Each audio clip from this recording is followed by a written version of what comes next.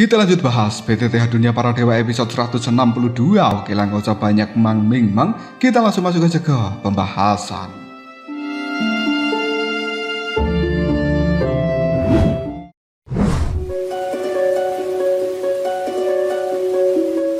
Setelah memastikan dari kekuatan pil petir bahwa ini adalah kekuatan puncak bintang 5, keterkejutan di wajah semua orang dengan cepat menghilang. Tapi segera setelah itu ekspresi terkejut mereka muncul kembali. Dan senyuman di wajah dari Yao Lingzi juga hampir membeku. Pada saat itu pil petir yang ada di langit belum sepenuhnya menghilang ketika sebuah suara petir lainnya mulai terdengar. Awan hitam bergulir seketika kembali menutupi langit di atas panggung batu biru. Hampir seluruh klan Yao ini sekarang diselimuti oleh awan hitam dan juga kekuatan kilat yang berkelebat di dalam awan itu, seolah-olah sedang memunculkan energi yang sangat besar. Kemudian kilat menyambar menembus awan, jatuh bergantian seperti badai yang dahsyat, satu demi satu dengan cepat menyatu di udara menjadi sebuah pilar cahaya menghantam ke arah bawah yang kemudian dar.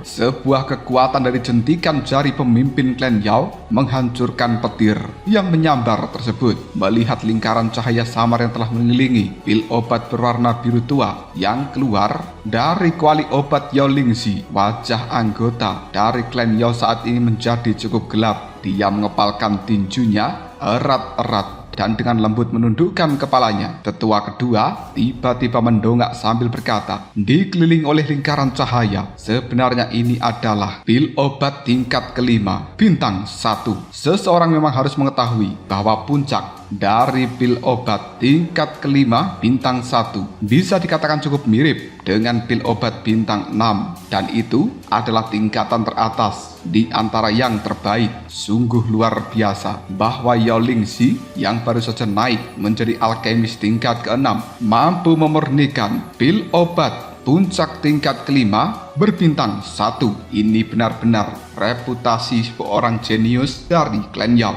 Banyak anggota dari klan Yao sekarang menunjukkan ekspresi terkejut. Bahkan tetua agung juga lebih angkuh, percaya bahwa Yao Lingzi telah memberinya sebuah kehormatan. Lalu pandangan mata tetua agung melihat pada Xiaoyan dan dia merasa sepertinya Xiaoyan akan kalah di dalam kompetisi kali ini. Menurut tetua agung, aura pil obat adalah sesuatu yang bisa ditemui tapi tidak bisa dicari. Setiap langkah di dalam sebuah alkemis harus memiliki keadaan pikiran yang sangat tenang. Teknik perlambatan Xiaoyan sebelumnya menunjukkan bahwa pikirannya sedang tidak stabil. Tetua agung juga percaya bahwa pil obat yang dimurnikan oleh Xiaoyan mungkin tidak akan bisa menandingi pil obat puncak tahap 5 bintang 1 milik Yao Lingzi. Oleh karenanya mereka sangat yakin Xiaoyan pasti benar-benar kalah. Pemimpin klan Yao sedikit mengerutkan keningnya menatap tetua agung dengan sedikit rasa tidak senang, namun dia tetap diam tapi khawatir di dalam hatinya. Bagi klan Yao, sukses atau gagal hanyalah sebuah gengsi. Mereka harus bisa menang tanpa bisa menerima kekalahan. Tapi bagi Xiaoyan, itu menyangkut apakah leluhurnya Xiao Xuan akan bisa dibangkitkan atau tidak. Ekspresi wajah dari bayangan ungu dan juga Nan Erming untuk kali ini berubah menjadi sangat serius. Pupil mata dari Zhenny juga tiba-tiba saja menyempit. Ketika dia menoleh untuk melihat Xiaoyan, dia telah menyaksikan adanya sedikit senyuman di raut wajah Xiaoyan. Melihat senyuman yang dingin seperti itu dan ekspresi angkuh Yao Lingzi serta tetua agung dan juga para tetua yang lainnya, Xiaoyan tiba-tiba saja langsung tertawa terbahak-bahak. Siapapun awalnya yang jauh di depan lalu terjatuh pada posisi terakhir, mereka berpikir bahwa Xiaoyan pasti sedang depresi untuk saat ini. Dan mereka, para tetua dari klan Yao, ketika menyaksikan sikap dari Xiaoyan merasa sedikit menyesal. Meskipun di dalam hati mereka terlihat nampak bahagia. Tetua agung tiba-tiba melirik Xiaoyan, menghela nafas dan kemudian memalingkan kepalanya, tidak lagi berniat untuk menonton. Suasana di arena menjadi mencekam, dipenuhi emosi negatif seperti kekhawatiran, penyesalan, dan juga kekecewaan. Ini akan semakin mempengaruhi Xiaoyan yang belum menyelesaikan penggabungan terakhir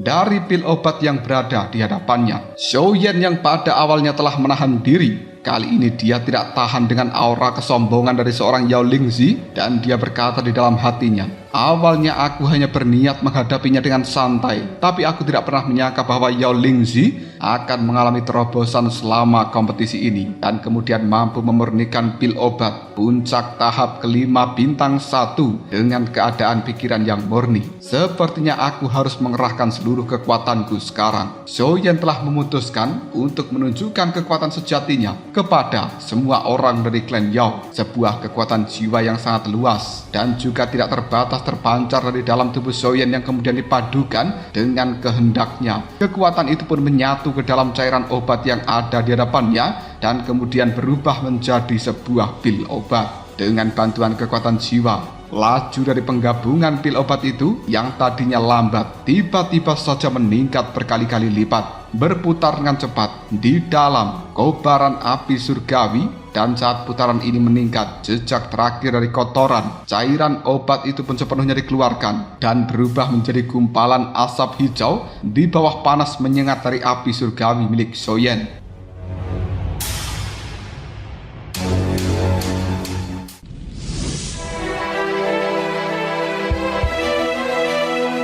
Bentuk pil obat Xiaoyan saat ini berwarna biru tua. Sebuah lingkaran cahaya juga telah muncul, tapi dengan cepat tenggelam di dalam api surgawi. Jelas Xiaoyan tidak puas sampai di situ saja. Melihat lingkaran cahaya yang sekilas muncul di tubuh Xiaoyan yang terkena pil obat, ekspresi puas dari Yao Lingzi dan juga tetua agung tiba-tiba saja menegang. Tetua kedua pun bergumam, sebenarnya itu adalah kekuatan jiwa puncak alam kaisar. Bagaimana mungkin peningkatan kekuatan jiwa berkali-kali lebih sulit daripada peningkatan peringkat seorang alkemis? Bagaimana dia melakukannya hanya dalam kurun waktu beberapa dekade yang singkat? Baik itu tingkatan dokinya, peringkat alkemis, atau kekuatan jiwa, semuanya sangat tidak terduga. Hanya bisa digambarkan dengan satu kata, jenius. Tetua agung melirik pada Xiaoyan sambil berkata, jadi dia bahkan tidak menggunakan kekuatan penuhnya pada saat itu. Sungguh menggelikan kita mengira kompetisi ini telah mencapai titik balik.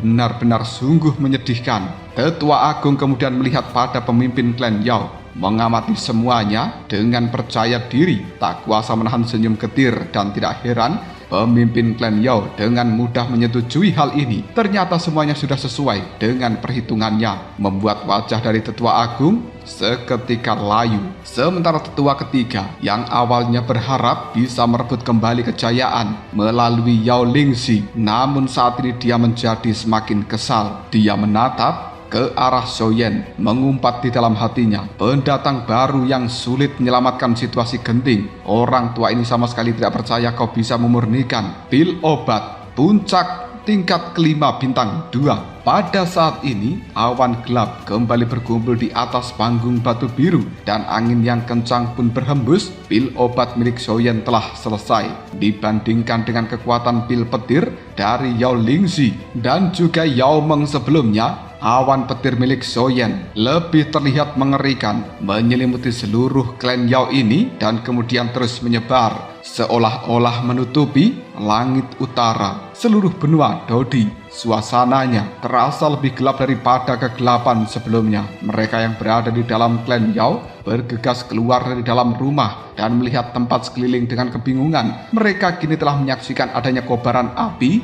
pada kuali alkemis di atas panggung biru. Saat pil obat berwarna biru tua itu melayang ke arah langit, petir pada akhirnya turun dan kilatan dari petir itu secara halus mengembun, berubah menjadi naga petir, menyemburkan cahaya-cahaya listrik yang berkilauan dan membawa kekuatan petir yang luar biasa. Orang-orang dari klan Yao ketika menyaksikan pemandangan seperti itu, keringat dingin pun mengalir di wajah mereka karena ketakutan yang kemudian mereka berkata, itu adalah pil petir yang telah berubah menjadi sesuatu. Bisa memunculkan pil petir seperti ini berarti pil obatnya telah melampaui tingkatan yang sebenarnya. Siapa sebenarnya orang hebat yang ada di panggung batu biru itu yang memiliki kekuatan dahsyat seperti ini? Pemimpin klan Yao berseri-seri dengan gembira. Dia melambaikan lengan bajunya dan bersiap untuk menghilangkan pil petir demi Xiaoyan.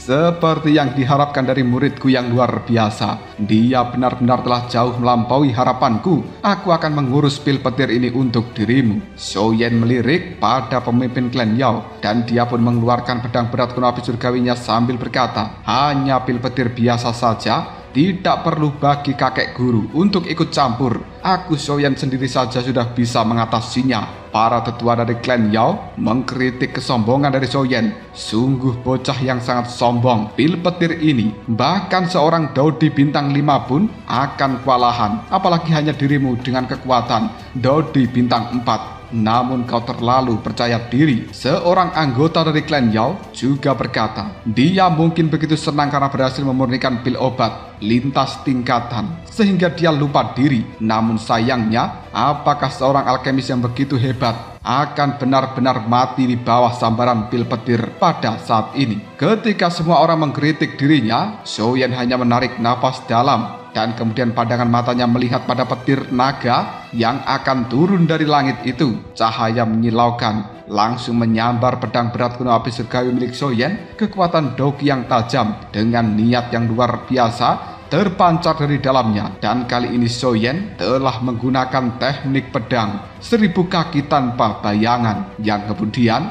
hal itu pun mulai berbenturan dengan hebat melawan naga petir di langit. Kobaran api menyembur, kilatan petir menyambar dengan liar. Kuali obat di hadapan dari Xiaoyan tidak mampu menahan guncangan, dan kemudian retakan yang tidak terhitung jumlahnya pun menyebar di seluruh kuali obat itu. Kemudian dengan suara pung, hal itu pun runtuh ke tanah. Kobaran api yang mengamuk menyembur keluar ke segala arah dan membuat suhu yang ada di tempat ini langsung melonjak. Di bawah tatapan mata dari semua orang, warna keemasan dari petir di awan hitam perlahan meredup, dan petir yang berbentuk naga itu pada akhirnya runtuh perlahan menghilang dari udara. Awan hitam juga telah mundur. Langit kembali menjadi tenang melihat 3 lingkaran cahaya pada pil obat berwarna biru tua di tangan dari Xiaoyan. Tampaknya pil obat itu tidak terpengaruh dengan ledakan petir sebelumnya.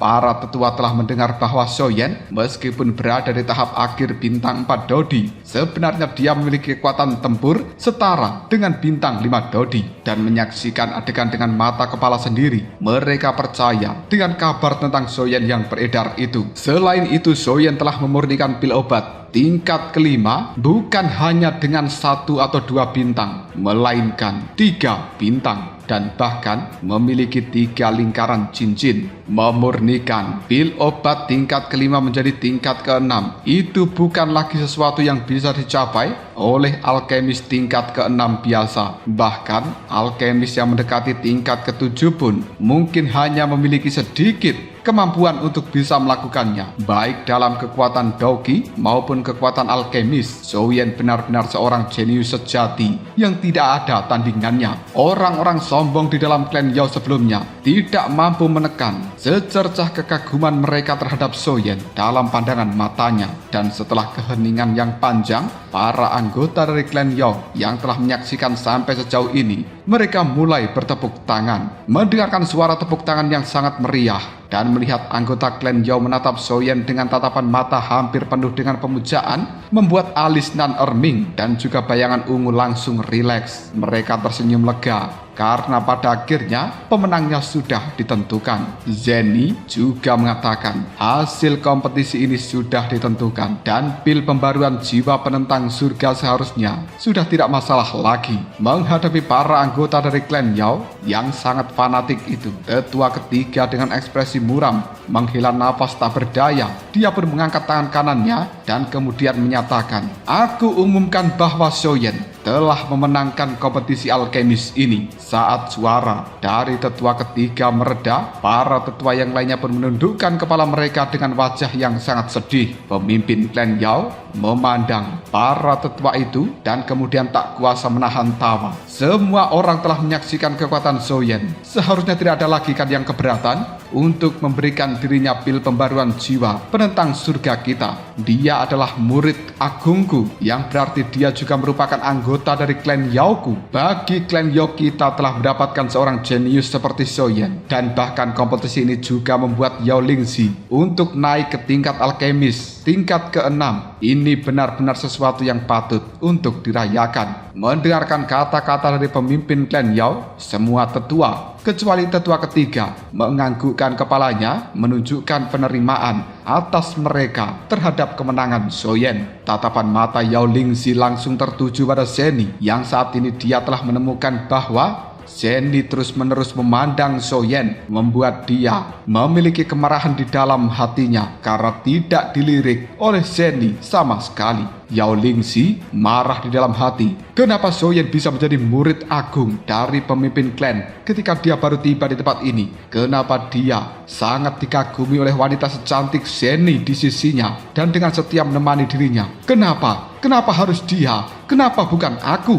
Mata dari seorang Yao Lingzi telah memerah. Dia tiba-tiba saja meraung penuh amarah. Aku menolak. Aku menolak. Pemimpin klan Yao kemudian melihat ke arah Yao Lingzi. Dia bertanya dengan lemah, kau menolak? Apa alasanmu menolak hal ini? Dan atas dasar apa kau menolaknya? Pertanyaan yang cukup singkat ini membuat seorang Yao Lingzi seperti tersambar petir. Banyak tatapan mata orang-orang dari klan Yao melihat ke arah Yao Lingzi dan berkata, benar, kenapa dia menolak? Atas dasar apa dia menolak keputusan itu? Dalam segala hal, dia tidak bisa dibandingkan dengan Soyen. Dan kenapa dia masih berani berteriak, aku menolak? Yao Lingzi hanya berdiri terpaku di tempatnya. Dia merasa benar-benar tak berdaya dalam hal ini. Dirinya perlahan mengangkat kepalanya lalu berkata, aku ingin bertanding ulang dengan Soyen. Semua orang pun tercengang. Bertanding ulang? Bagaimana mungkin mereka bisa bertanding ulang? Soyen telah menunjukkan kekuatannya begitu luar biasa. Orang-orang di dalam klan Yao ini memandang Yao Lingzi penuh dengan kebingungan dan juga rasa iba karena bocah itu tidak mampu menerima kekalahannya. Tetua ketiga juga menatap kosong ke arah Yao Lingzi dan bertanya-tanya di dalam hatinya kenapa cucunya bertingkah aneh seperti hari ini. Ketika pemimpin klan Yao mendengarkan ucapan Yao Lingzi,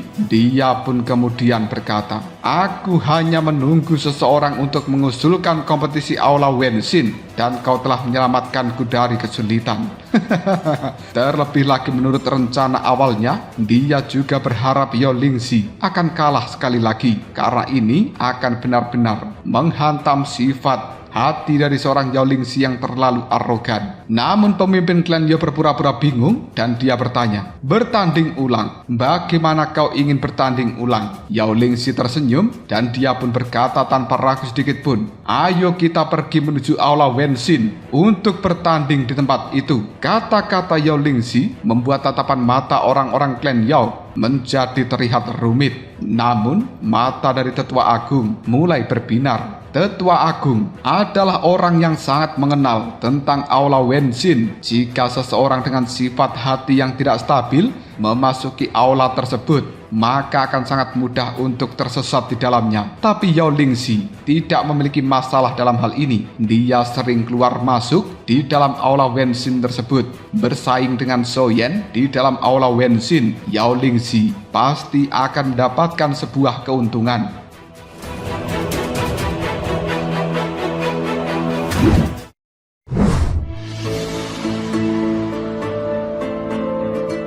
Pemimpin klan Yao bertanya pada Yao Lingzi dengan acuh tak acuh. Kenapa kau ingin bertanding di dalam tempat itu? Yao Lingzi kemudian menimpali. Level dodiku lebih tinggi daripada Soyen, tapi kekuatan tempurku belum tentu lebih kuat daripada dirinya. Bahkan bisa dikatakan lebih rendah. Adapun soal alkemis, semua orang telah melihat bahwa aku juga lebih rendah dari Soyen. Secara sadar Yao Lingzi mengatakan hal seperti ini karena dia sedikit memahami persaingan di dalam Aula Wenshin dan memang dengan tenang mengakui kekurangannya tersebut. yang agak mengejutkan bagi seorang Soyen bahwa Yao Lingzi akan benar-benar jujur mengaku seperti ini. Yao Lingzi melanjutkan ucapannya, oleh karena itu aku ingin bersaing dengan Soyen di dalam aula Wenshin untuk memperebutkan sifat hati. Jika aku kalah di dalam pertempuran ini juga, maka aku Yao Lingzi akan benar-benar rela memberikan pil pembaruan jiwa penentang surga itu kepada Soyen. Pemimpin klan Yao menganggukkan kepalanya seolah dia menunggu sesuatu. Oh, jadi begitulah keadaannya. Tetua kedua merasa hal ini tidak pantas dan kemudian dia angkat bicara. Pemimpin klan aula Wenshin ini berisi jejak-jejak jiwa yang sangat banyak dari para tetua klan Yao kita sebelumnya. Selain itu, menurut instruksi dari para tetua sebelumnya yang menyatakan bahwa hanya anggota dari klan Yao kita yang boleh masuk ke dalam aula Wenshin. Para tetua yang lainnya kemudian berkata, pemimpin klan, apa yang dikatakan oleh tetua kedua sangatlah benar. Mohon pemimpin klan memikirkan hal ini baik-baik. Tetua agung tiba-tiba saja angkat bicara. Kalian para tetua itu terlalu banyak berpikir. Soyen sekarang adalah cucu murid dari pemimpin klan dan dia juga tidak bisa dianggap sebagai orang luar. Bagaimana mungkin Soyen tidak diizinkan untuk masuk ke dalam aula Wenshin? Tetua kedua melihat pada tetua agung sambil berkata, Tetua agung, sepertinya sejak awal kaulah yang telah memperlakukan Soyen sebagai orang luar. Tetua agung pun berkata tanpa malu-malu, sebelumnya itu karena aku tidak memahami Soyen dengan baik, dan sekarang setelah dia membuktikan kekuatannya, secara alami dianggap sebagai anggota dari klan Yao kita. Terlebih lagi, hanya satu kompetisi. Itu terlalu tidak adil. Jika bisa berkompetisi sekali lagi, itu secara alami akan lebih meyakinkan anggota klan kita dan memungkinkan mereka untuk menerima Soyen. Para tetua itu pun melihat perubahan wajah pada tetua agung dan diam-diam menggerutu di dalam hatinya. Mungkin hanya kau saja yang belum yakin dan belum menerima seorang Soyen. Semua orang pada akhirnya berpikir sejenak karena Soyen tidak lagi dianggap sebagai orang luar, tidak apa-apa untuk mengadakan kompetisi lain di dalam aula Wenshin. Pemimpin klan Yao menahan senyum di dalam hatinya, lalu dia bertanya kepada Soyen dengan ekspresi serius, kalau begitu Soyen, apakah kau keberatan? Senyum Zeni, Nan Erming, bayangan ungu semakin lebar di dalam hati mereka. Hanya saja mereka tidak menyangka Soyen akan terdiam saat ini tanpa memberikan jawaban. Suasana menjadi cukup hening dan mencekam. Mereka semuanya melihat ke arah Soyen, dan perlu diketahui bahwa Soyen saat ini adalah pemenang kompetisi dan sebelumnya tidak disebutkan akan ada 2 kompetisi. Ini berarti bahwa jika Soyen menolak untuk berkompetisi sekali lagi di dalam aula Wenshin, Soyen sebenarnya sudah dianggap menang. Tapi jika dia setuju untuk berkompetisi lagi di dalam aula Wenshin, tempat itu merupakan sebuah tempat yang asing bagi Soyen. Dan kenapa dia yang sudah menang harus menerima tantangan seperti ini?